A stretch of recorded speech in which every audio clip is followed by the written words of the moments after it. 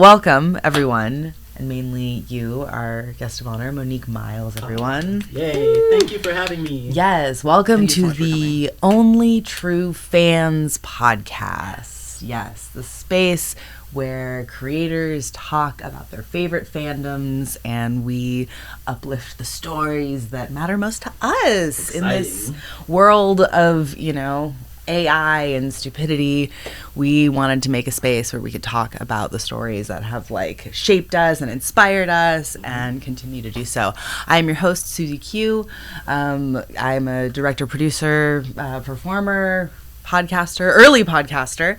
This one, Sam Solo. We started a podcast project 10 years ago, which was a nerdcast for adult industry professionals. It was called Winter is Coming on Your Face, and it was mainly Game of Thrones oriented. It was a different time, but it evolved into the On Your Face podcast. And then we set it aside for many years, but we are back doing this type of work again. Sam Solo is a creator of girlbullies.com, the, premier place for lighthearted female domination clips. Ooh. And kicking ass, taking names since 2014 something. 2013 yeah. Bravo. Very cool. Anything else you want to we're but you, that's us, that's who we are, that's what we're doing today. Monique, we have Monique with us today.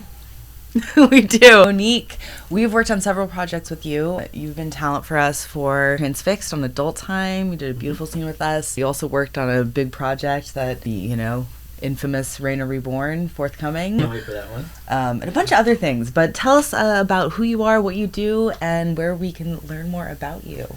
Well, I am Monique Miles, as you've already been introduced to me. Basically, I am a content creator, I'm a model, I am a podcaster now, or podcast guest, a YouTuber, cam girl. I wear many hats, a lot of different hats. And I'm sure you're fabulous in all of them. Yeah, I'd like to think so, but... I did YouTube for about 10 years before I got into the adult industry. Before that, I actually was a game tester. I worked for companies like, you might have heard of them, Electronic Arts, Blizzard, okay, THQ, no big deal. Okay. Activision. Dang. I've been around. I've done quite a few things. So, I was a GM on World of Warcraft. Amazing. I've done a myriad of things. I run and still actually have a fighting game channel on YouTube, but I don't really post there anymore, but it's still kind of active. Well, what's it called? Yeah. It's called, if you want to. And I'm outing myself, which is fine. I don't mind.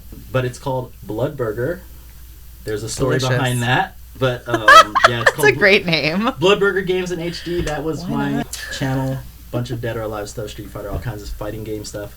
Like I said, I tested video games, and I kind of got into camming. Mm-hmm. Okay. Prior to transitioning, I'm a trans girl. And then into adult entertainment. Hey. Camming, solo stuff, collab stuff, and now trying to break into studio. So yay! That's a little bit about me. Well, we love working with you always, and we're so grateful that you wanted to come on the show and talk about one of the many things that you are big and nerdy for. Specifically today, we're going to talk about the Marvel Universe, good old MCU, which is not my forte. I'm only the most cursory understanding of specifically even those movies. It's a lot. It's a lot. It's it's a lot. I grew up, watching the Spider-Man cartoons and I've seen the original movies with Tobey Maguire and stuff because that was I think pre-internet. You had to go see those movies. It was compulsory. Yeah, but I definitely grew up in with those stories around me. But in terms of deepness, this is going to be a lot of over my head. So forgive me if I ask stupid questions. Yes, but I'm going to represent. Perhaps people who have no fucking idea. But I'll try not to ask too many off the rail. I'll let you guys, go. You're good. Yeah. Well, I'm going to preface this for Susie as well. It's anyone who's watching this who's not familiar with the Marvel Cinematic Universe as a concept, I am intrigued by your media diets that you would be watching this podcast but have never heard of the MCU. But just in case that person is out there, you're gonna learn today. Today we have Monique to talk about specifically the Marvel Cinematic Universe Infinity Saga. So there is this whole world of Marvel, and there's this whole world of Marvel movies, but we are bearing down on what is probably the most ambitious long-term narrative that Hollywood has ever done. You know, people point to the Bond movies as having gone in the same sort of like length and amount of movies at a certain budget level, but there is no comparison as far as like budget. The story is continued throughout. Now I know that's not always the case, but it is a huge story that does last through all 20 movies in some way. Yeah. Where in like the Marvel Infinity Saga did you kind of jump in, or you were there from Iron Man from the jump? Honestly, like my first entry point to Marvel just on a whole, like when I was young I wanted to be an artist. I had this book called How to Draw Comics the Marvel Way. It's this I've seen that book. Yeah, on how to like draw in their style and whatnot, and like I wanted to draw, and like I was super heavy into comic books as a kid. Cool.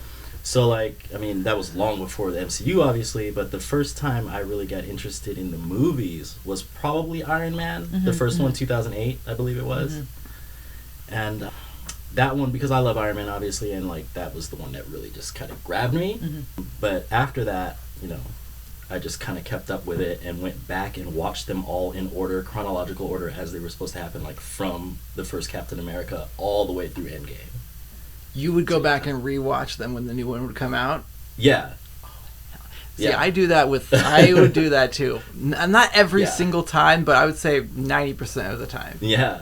Like, yeah, not all of them obviously, but like I've started from 0 maybe 3 times. What percentage of them did you think you saw in the theaters? Ooh, you know what? Like, I don't really go outside. Smart. So, Smart. I didn't see, did I see any of them in the movies, in the theater? I don't think I did. I don't think I saw any of them in the theater. Oh, you didn't even do Endgame in the theater? I did not. I didn't. Yeah. I saw everything, like, at home on my computer. The computer. I mean, I've gone to the movies, like there are certain movies that I'm just like, okay, I have to go, but I just kind of wasn't in that mode for Endgame and any of the Marvel stuff yet, so I just never did. Unfortunately, I'm kicking myself for that now, though. Well, at least you have to go back and watch the YouTube videos of people reacting in the theaters. Have you watched those? I have not. And, okay, go back and just you gotta do it one time. That almost would make me feel bad because I wish I was there. You know? They may do a re-release. You know? Maybe when they do, if they do come back out into theaters, it's worth it because you know what's the James Cameron Blue movies? Blue people. Avatar. Yeah. Every time, like, because Endgame passed it. Endgame passed Avatar, and James Cameron re-released it so that he could make a little more box office and pass Endgame. I did not know that. Yes, well, he's done it again since then for a different movie that passed it. Like he's like, really, and he was not even shy about it. He was like, no, I will always do this. Honestly, as long as they let me re-release it, I will keep doing this. I'm not mad about it, honestly. I love a re-release sort of on whatever terms. Like, let me see more movies. I'm sorry, what? I'm with you. Like, one of my favorite theatrical experiences ever was going to see Jurassic Park in the theaters again. What about when we saw Avatar? Alien? Not Avatar. No, I believe. Okay, that's all I'm saying. You. I do not fuck with Avatar. No Avatar. I'm sorry. I feel like certain movies you do have to go to the theater. Yeah, it's just, I think it's good. Endgame was one of them. So was Infinity War. Which is why I think the re-release, like, they will not. It would be out of the card. They will. They will. Sure. I would love to do that. I feel like when they have the new one that I'm not that I'm sorry, not super excited about the new ones. That's why we're talking about Infinity Saga today. Yeah. But maybe when Doomsday comes out, which is like the new like Avengers 1 kind of equivalent for the next saga. Right. Maybe they will sometimes, they do like, hey, the new is out. You can do a movie marathon with the old. That would be cool. I would love that. I think that's definitely possible. Yeah, for sure. Do you remember the first Avengers movie that well? Yeah. Because that one, that was the first time they sort of came out and were saying these are connected. This is like building up to this. Because at that point, what did come out before the first Avengers? It was Captain America, Hulk, Iron Man, Thor. I think that might be it. Agent Carter was the show in between. Yes. And also like the first couple episodes of S.H.I.E.L.D., I think. Oh, that's right, because S.H.I.E.L.D. So there was a... Yeah. There's a very weird controversy. Talk shows, but I was hoping because S.H.I.E.L.D. would come up. No, I'm sorry. S.H.I.E.L.D. was after because Coulson... Because the Coulson thing. Coulson totally. Thing. Right. S.H.I.E.L.D. was there's a character who was killed in the movie Avengers, the Avengers 1, who then they resurrect to lead a TV show. Right. But there was... Spoiler alert. For those... Are you familiar with the crazy Marvel television, Marvel Studios, like, controversy, fight, drag out? So the guy that was in charge of Marvel TV was this, like, weird, old, conservative, right-wing bad guy named Ike Perlmutter. Okay. And he sounds like a bad guy. Basically was like such a difficult person to deal with that eventually Marvel stopped cooperating with them, with Marvel Studios or with Marvel Television. Oh wow! And that then the continuity like never was really connections. The continuity connections were never really made like they promised because they didn't want to tell that guy anything. It's like, you know what? You want to write your scripts? Go write your scripts. Yeah, you're not going to be getting any inside info about what happens at that. So Sam always knows the tea. Oh yeah, no. Well, because I was a big Agents of S.H.I.E.L.D. fan. Do you watch Agents of S.H.I.E.L.D.? I've watched. Okay, so like I told you, you know, I'm not really that familiar with all of the shows. S.H.I.E.L.D. was one of the ones that I skipped. I didn't see it. I'm watching it now, so I'm familiar with like the first 7 episodes. That's about it. Yeah. They really tried hard to be connected to the movies, but they were like a little brother trying to be in the Big Brothers Club by being like, look, I made a poster that's just like your poster. They were just having to like go off what was publicly available. Right. And then they were managed to fake it for a long time. But then Endgame came, or no, Infinity War, and they didn't know what was going to happen, and they actually, the way they wrote their season finale was trying to be kind of glommed on, connected, but they misguessed. Oh, no. And it was like this weird, like awkward, a record scratch moment when you were watching it on TV. Okay. Yeah, that's not good. Yeah, but I'm not quite through S.H.I.E.L.D. yet, though. Yeah, no, it doesn't really end up. I still enjoy it. It doesn't, like I said, it doesn't really end up connecting. I noticed that they do kind of make references to the movies, but it's just in a really quick, kind of sharp way, and then they're off of it, back to what they're doing. Right. What's Thor's that was like his kind of fake girlfriend for a second in the first movie, and she's in all the movies with him. Oh, Sif. Yeah. Sif is in Agents of S.H.I.E.L.D. She is? Yeah. Spoiler alert. She makes an appearance. Ruined. Way to ruin the experience. What is your favorite Thor movie? I mean, of the Infinity Saga, I'm not like assuming that the weird new one isn't your favorite. Honestly, I think the first one's good. Yeah, I like that one where they kind of, talk even with the blonde eyebrows. Yeah, I mean, I don't, he is who he is. Thor is Thor. It's one of those weird things where it's like I'm not attracted to the heroes because I love them so much. Mm-hmm. It's a weird thing. It's like a lot of people are attracted to Tony Stark. People want to fuck Thor and whatnot, and it's just like, ew, no, they're Avengers. And I don't like, no. Those movies, do you agree? Those movies are incredibly sexless. Yeah. And on purpose. Yeah. Like they're all ages entertainment. No, that's good. Because that's not the point. Yeah. Right? You show the abs every once in a while. Iron Man has such trick energy. It's just like I'm sorry. He doesn't have to do that though, because like women fall in his lap. I know, but but he still acts like that. He still acts like that. I was on a plane. I was in a hotel recently, and Iron Man 3 was on, which like we had mentioned.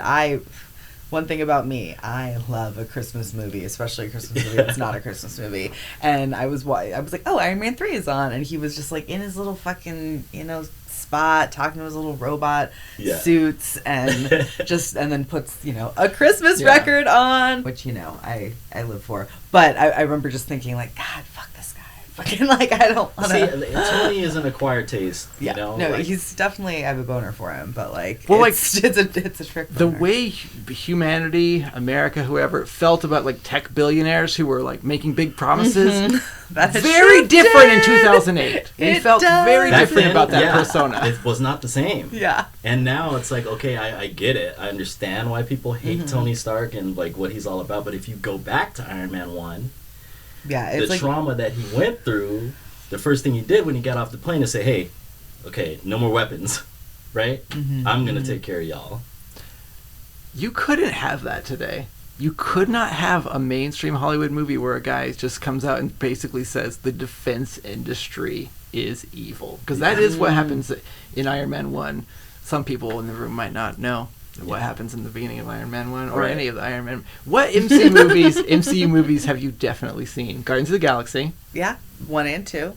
I Or love wait, some Rocket Raccoon. the Christmas special. The Christmas special. That's not an Infinity Saga, but If it it's is Christmas, she's it's there. an MCU movie. I've definitely maybe seen Iron Man 1. Okay. You've seen one of the Avengers I've movies. definitely seen Ragnarok, That is part of the Infinity Saga and I still. think that's like literally it. Yeah. I'm Okay. so sorry to report. I maybe have seen Thor. It's not my Wait, thing, you guys. I'm What's sorry. but you gotta tell us your favorite Vision quote. Oh yeah. Which is from the movie I haven't seen. It's so funny she remembers that. but No, I told it nothing to her, else. and she heard It's this like- quote. She was like, "I fucking love that quote." I do love it. I do. He's got so love many it. great quotes in that, and Vision is a quote machine. Yeah. I've definitely seen the That's first true. episode of WandaVision. I don't know, Nice. man. I Okay. think so, maybe. You probably like the new one, Agatha, all about Agatha. What is it called? Yeah, there's the one about Agatha witches. There's an After MCU All. show all I about didn't realize witches. that was MCU. Yeah. Okay, The I'm Agatha shocked. Harkness one. I think you like that one. But the quote is, or at least that you told me, as is hearsay, is our very strength invites challenge, which is, I feel, like how people treat people who work in the adult industry. Like, they Yeah. see us, like, out here living our best lives, Yeah. looking beautiful, making money, like, monetizing the very systems that seek to oppress us, and they're like... Yep. They can't do that. Yeah, and so they get mad, and so they Yeah. criminalize our behavior and like stigmatize our work and talk shit about us, and it's just like our very strength invites challenge. Art imitating real life. Indeed, Yeah. indeed. For sure. Do you have a favorite MCU quote? I think of mine. I'm putting you on the spot while I try to think of mine. Yeah. My God. Or like moment. It doesn't have to be like a or- quote that's like applicable to life. It could just be a quote because it's cool in the movie. Even like when Falcon says "on your left" is like the moment that so many people think of. You know, when he's coming back, when they're resurrected. You know what? I really love the scene in Iron Man 2 where War Machine and Iron Man are dropped into that like garden. It's almost like a Japanese garden, and they have to fight off all of those drones. And Damn, have I don't think I've seen that movie. I'm trying to think of I trying did to not. picture this garden scene. War Machine is like, they're talking about what they're going to do and how they're going to fight this fight. And War Machine is like, all right, so let's put the big gun on the hill, you know? And Tony moves forward like he's going to go. And it's something like, you know, you're not the big gun or something like that. That was really cool for me. I enjoyed that. I don't know it word for word. Yeah. But that's one of my favorite scenes. That Mhm. fight scene is incredible. Like, it's just War Machine and Iron Man tearing up these drones. Sick. And, like, that kind of kicked the scene off. Mhm. And that's the one that kind of stands out for me. I know there's more, but I just can't think of another right now. Well, the other great, of course, War Machine quote from that movie is when he leans over and is like, Damn, "It's me. I'm here. Deal with it." Okay. Remember, because of the casting change? Oh, yeah. From, God, what's Terrence his name? Howard. Terrence Howard. To Wait, Don Cheadle. Don Cheadle. Yeah. So there's like a great fourth wall moment in the movie. Any MCU fans are very famous for this, but Terrence Howard got recast, and so they have this like big build up where they show just the back of Don Cheadle, and then he finally goes for the reveal, and he like says to Tony, he's like, "Yeah, it's me. I'm here. Get over it." Yeah. Just to kind of be like, Yeah. "Yes, That is cool. Yeah. Casting change. That's pretty casting cool. change happened. it All right, happens. deal with Deal it." War with Machine had yeah. a lot of cool lines. And before the change, actually, I believe it was maybe the end of Iron Man 1. Tony flies off somewhere. He's in the suit and he flies away.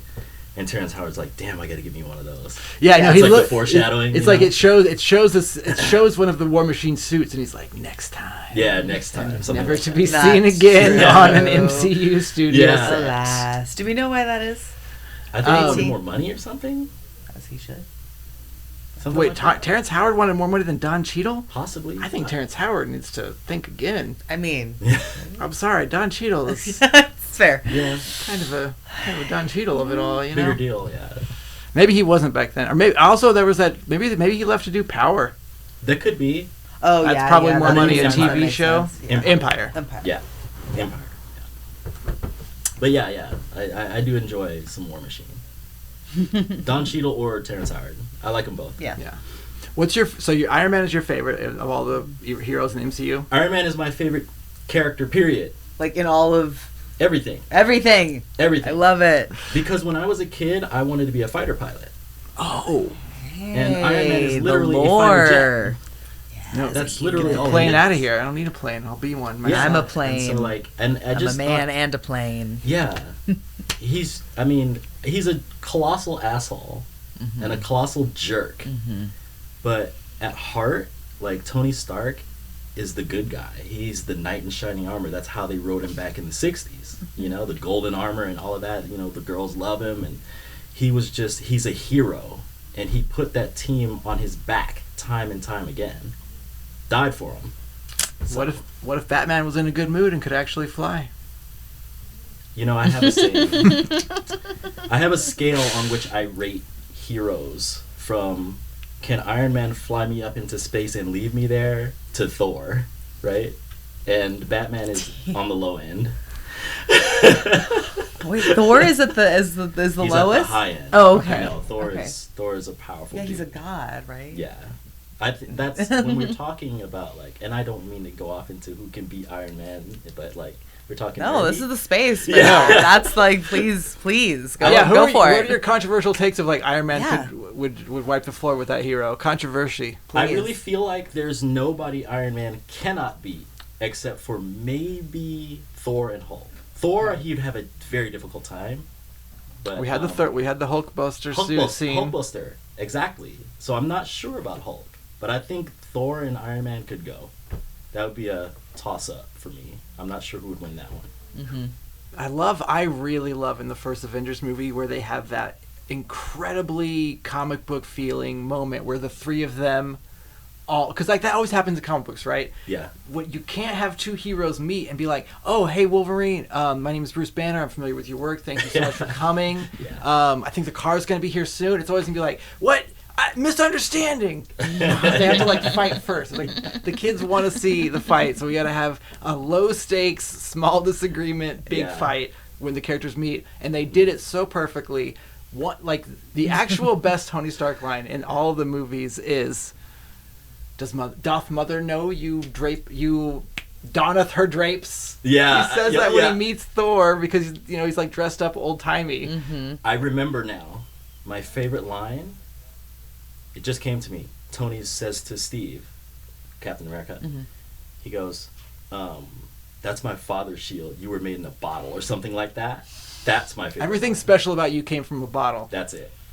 Yeah. Sick burn. Yeah. That's Sick from the burn. first Avengers too. The first Avengers movie is like why these movies came out. Yeah. If that movie had like, I did see that. Like, I just, You had to. know. It was of a course, huge- yeah, it again, was a huge I think I saw thing. the second one. I think I've seen, like, a fair. They don't stick. Yeah. They do not stick in my brain. They all kind of, like, mush together. Yeah. So I appreciate these takes, you know? Like, no, Unless like- you're a super fan, it all kinds of run together. it's like sports. Like, Yeah. long ago, Sam realized that if I was going to, like, talk to him about sports, he had to, like, break it down, like, as if it were, like fairy tale characters. And, like, little backstories. I'm like, okay. And this is Tom Brady. Yeah, exactly. 100. No, he literally made a little, like, YouTube video about, like, why we freaking should be Steph excited to go to this Curry. basketball game. Yeah. That's Hype it. video. So that's what this podcast is in a lot of ways. I love it. That's great. Because I am more interested in, like, it's like, oh, okay, yeah, lore. It's fun. Seems great. Yeah. Oh no, but just the first Avengers movie. Mhm. If it had not been such like a well composed huge hit, Yeah. this whole thing wouldn't have happened. And I don't know how familiar either of you are. I would love to talk a little bit about just this idea that like Marvel ruined movies and ruined Hollywood. And I do understand the Marvelization of movies is very real. Like there was this huge controversy with when DC had a movie come out, and they literally fired the director and hired the director of Avengers to come in and be like, just basically make it like your other one and make this movie good. Yeah, or make it just like turn it sellable. into a Marvel movie, even though this is not Marvel. And because that worked, and so all of these sort of mainstream movies for a while got very, very quippy, which people really hate now. Which works for it worked at first, it works for Marvel, but that idea of breaking the tension with a quip in every dire moment in a movie, and just the idea that Marvel somehow hurt Hollywood. I don't know if you've put any thought into this. When we get down to brass tacks, and as someone who is like a critic and not a fan of Marvel and like the MCU, not like a hater, but like I'm not, it's not high on my list. Like my mom and dad definitely go to every single one. You're a big fan. It's fine. At the end of the day, like if you are getting butts in seats, if you are keeping the movie industry alive, that's a good thing. Shut up. Shut up. You're doing your job, in my opinion. I mean, if people are clamoring for something, you got to give it to them, right? Yeah. So, like, that's not really their fault. It's a don't hate the player, hate the game moment at that point, It's like they're doing what they got to do to, like you said, put butts in seats. Exactly. So, exactly. To me, it is what it is. Totally. And part of this podcast mission is to sort of just, like, uplift legacy media and like just make sure that we don't all end up like watching like TikTok soap operas and like AI produced erotica. Like that's just it's not the future I want to live in. And like we got to remember like cinema movies is really new. Like we've had it for less than 200 years as humans. It's less than 150, I think. Less than 100, like the country is just over 200 years old. So totally. And like I come from a theater background, and we've been doing that the whole time. Right. The whole time. As soon as we had Civilization, it was like, okay, but where are we gonna like put the stories on?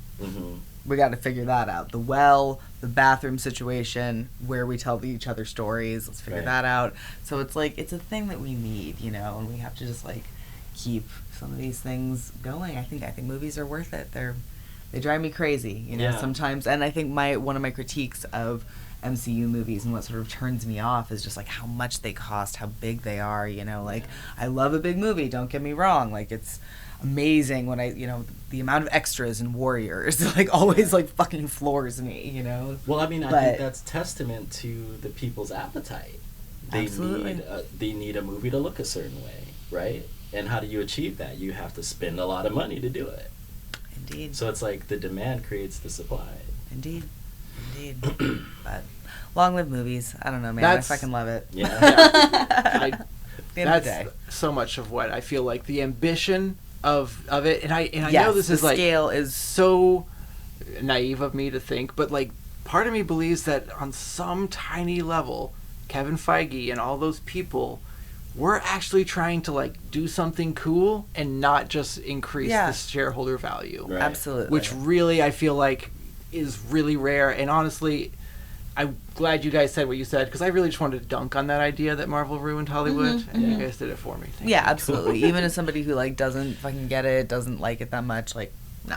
Yeah. How many movies are there in total in like the full saga? Now? Yeah, like what's the number? Like 30 or so. Yeah, it's gotta be 30. Gotta be 30 or so, yeah. 30? Gotta be 30. Yeah. That's ridiculous. It's over Not 30. counting It's the over shows. 30. Not counting the shows. That's what I'm saying. Like that is ridiculous. That is like, sorry Ben-Hur. Sorry, like these when we talk about big movies, when we talk about like the scope of what like cinema can do with storytelling and the scale of it, we are talking about some like biblical and fucking, these huge, you can telling a story that big is amazing. Yeah. There's nothing else like it. We were talking earlier about like these long running series and stuff, and I was thinking about it. There's only like 3 movies that have gone, or 3 franchises that have gone longer than Marvel, and it's like Aliens, Halloween, and The Karate Kid.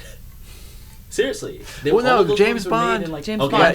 James Bond. And Star Wars at this point. Star Wars, yeah. Right. Yeah. But it's like. But still not as prolific. It's still not 30 movies. 16 years, 30 movies. Guys, it's really only been 16 years. Doesn't seem right. 2008, 2025. Yeah. Okay. That's crazy. Yeah. 30 movies, 30 huge. And what's the average budget? Like, they're all over. They're like 200 million. 200 million. 200 Okay, I do sort of hate that. Yeah. I do sort of think that should be like billionaires. It should be illegal to make movies that are that sure, expensive. Like Robert Downey, he gets like 100, 200 million himself. No, talk about trick energy. All right. Hi, Robert. Your controversial MCU take is that they maybe should be illegal to make movies that big. Before we go, Monique, do you have just like an MCU take we did not get to that you have to get off before we leave? Or anything. Yeah. You know what? I wanted to talk a little bit about Civil War, because that's a big focal point of people's, what is it called, discourse. So, as an Iron Man fan, I always agree with him, but in that moment, I believe that Cap was probably right, because if you go back to Iron Man 1, when Tony comes home, he says that he wants to check power, right? He creates the Iron Man suit, Mark 1, Mark 2, whatever. He puts the suit on, he starts doing heroic stuff, and the government wants the suit. He says, no, you can't have it. It's mine, right? Fast forward to Age of Ultron and Civil War. Now he wants to give the government control. Why? I don't understand that. I mean, because he wants to foist off the responsibility after he was responsible for that city dropping on that world. Right. Yes. So it was like coming from like personal guilt, not from an actual sound, like logical. He's checking power, right? But at the same time, he's contradicting himself, because why didn't he check it back in 2008 when they wanted the suit? He could have gave it to him then. Why give them power now? So, like, I believe I'm always going to be Team Tony no matter what. But I feel like Captain America is right, that the Avengers should control their power. Power should check power. In that instance. Like, in that situation. I actually really like the idea of just an external body that can't really wield power, but cannot wield influence in a real policy, changing the facts of people's lives, getting resources from people they can't create. There's no way for the Avengers to be like, let's change this law so that the Avengers get tax dollars or whatever. But what they can do is basically destroy power. They cannot wield it, they cannot wield influence, but they can knock you down if you try to wield power in a way that is... I'm thinking, why not maybe, if you have to have a mediator, why not hand it off to Nick Fury and S.H.I.E.L.D.? Let them call the Avengers in like they did in the beginning. The government shouldn't control anything. Samuel L. Jackson should but control he could, things. sure. Nick Fury could control it. You know, I think that's uncontroversial. As a liaison between the government and I'm going to look it up and have it show on the screen somewhere. Because there is a word that literally, for a government that's run by its intelligence aid, run by spies, basically. There's a like oligarchy, whatever. There's a garchy. There's an archy. A spy gagarchy. Yeah. Spy gagarchy. Yeah. So that's obviously what Nick Fury would love all countries just a to be. thought I had. If we're talking final thoughts, that's probably the one that sticks here. I love it. I love the MCU. I'm so glad that they made that Infinity Saga. Me too. Is the momentum to continue it the same? I think we both feel pretty neutral about the new stuff, right? I mean, I feel like it's silly for Robert Downey Jr. to come back and play Dr. Doom. Oh, that's a whole... Let's not even get into that.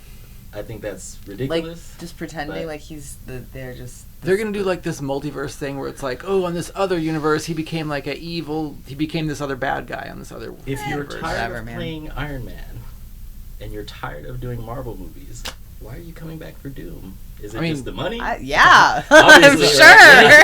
It's not just the money. I mean, I'm not saying like, no, it's just the compensation. It is just the money, but it's more than money. He's like, what his like contract for this movie is insane. Yeah. It's like he doesn't just have his own trade, like, you know, his own separate. He has like Everything. a private, like he has like a zone around his trailer that you can't go inside of. Oh my god. He's like not allowed That's amazing. To be fair, I would love a zone. He's getting like It's like the description of all the things that they had to give him for him to come back was insane. He was basically like everything, and they're like everything. He was like, well, think of something and then add that to the list. Is what it looks like. Cause on top of the $300 million you owe me, I want everything. They are paying him $100 million to be in the movie. He's like getting his. He's like half the budget is him. Yeah, it's pretty crazy. See, I'm saying that sounds like a little. So, illegal. all right, here's my final take. They should have just stopped. They should have stopped. To see it end after Endgame. They should have stopped. That should have been the end. It's called Endgame. Yeah. So. Right. Like, but there's more money to be made. There's more money to be made, baby. So the capitalism. Yeah. Monique, remind us just one more time where people can find you on the internet. And also anything exciting coming up that you're like want to promote. Well, I'm always working. I'm working all the time. So there's typically a brand new video of mine. It drops every Sunday. I just dropped one today. The stuff that we've done, I cannot wait to see it. I have a scene coming up with Crash Pad that's coming out in June or July. Oh, I shot my first scene of Suzy Q with You Crash did? Pad. Yes, Nice. I love Crash Pad. They were amazing. Yes. So watch out for that. Everything is on my website, moniquemiles.me. So it's MoniqueMiles.me, and everything you need that's Monique is there. Yep. Amazing. Awesome. Well, thank you so much Thank for you. coming and talking about the MCU. Thank you for having me. It was so much fun. Blessing us. Yes, Yay. you were delightful, and we'll have you back again to talk about the maybe Star about Wars prequels. Star Wars. Yes. Yes. Cool. Absolutely. All right. Thank you, darling. We Thank love you. I'm going one. Oh. Yes. Thank you for having me. And thank you for watching. And, we'll see you next time at the place for only true fans. Bye.